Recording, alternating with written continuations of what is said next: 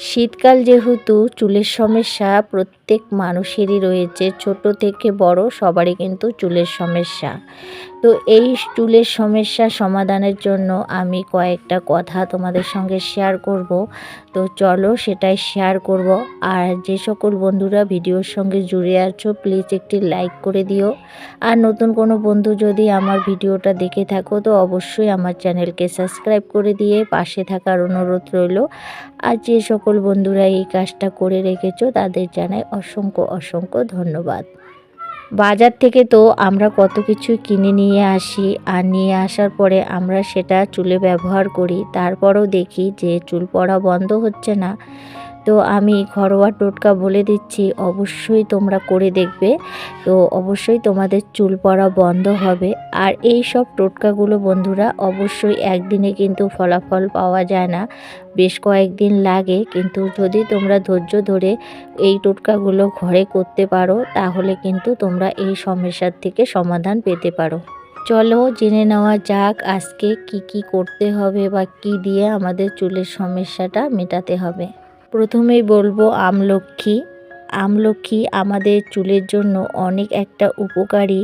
তো আমলকি কিন্তু আমাদের চুলের গোড়া মজবুত করে, তার সঙ্গে চুলের গোড়ার যে নানান রকমের সমস্যা হয়ে থাকে সেই সমস্যাও কিন্তু আমলকির রস দিয়ে কিন্তু আমরা মেটাতে পারি।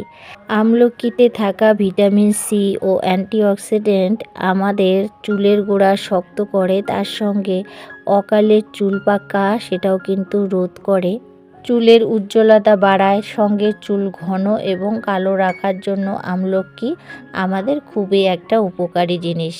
আমলকি রক্ত সঞ্চালন করে এবং তার সঙ্গে আমাদের যে আরও মাথার নানান রকমের সমস্যা সেটাও দূর করে দেয়।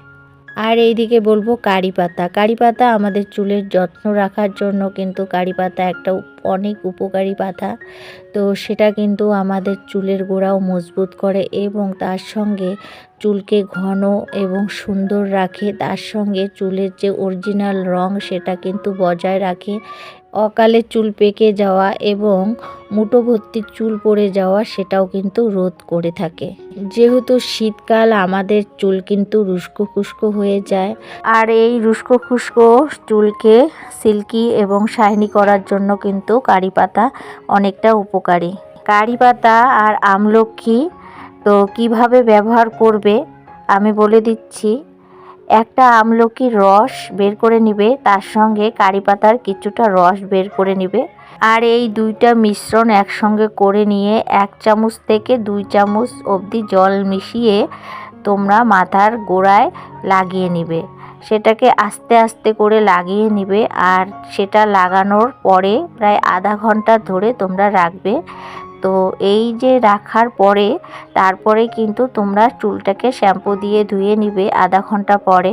মানে মেন কথা হলো চুলটা শুকানোর পরে কিন্তু তোমরা চুলটা ধুয়ে নিবে, আর যতক্ষণ পর্যন্ত চুল শুকায়নি ততক্ষণ পর্যন্ত কিন্তু ধুবে না। তারপরে এইভাবে তোমরা কয়েকদিন করে থাকো, তারপরে দেখতে পারবে তোমাদের চুল পড়া বন্ধ হয়ে যাবে, তার সঙ্গে তোমাদের যে চুল আগের তুলনায় অনেক ভালো হয়ে যাবে। তো এই সব বললামই যে এই সব রেমেডি কিন্তু ফটাফট কাজ করে না, কয়েকদিন করতে হয়, তারপরে কিন্তু তোমরা ফলাফল পেয়ে যাবে। আর এই সব ঘরোয়া টিপস করেও যদি তোমাদের চুলের সমস্যা মিটে যায় তাহলে কেন বাজার থেকে বেকার এত টাকা পয়সা খরচা করে কেমিক্যাল জাতীয় জিনিস কিনে নিয়ে আসতে হবে। তো এইসব করার দরকার নেই, তোমরা সামান্য কিছুতেই কিন্তু চুলকে ভালো এবং সুন্দর করে তুলতে পারো। তো বন্ধুরা আজকের ভিডিওটা আমি এখানে শেষ করছি। ভালো যদি লাগে আবারও বলবো লাইক কমেন্ট সাবস্ক্রাইব করে দিবে। আর সবাই ভালো থাকবে, সুস্থ থাকবে।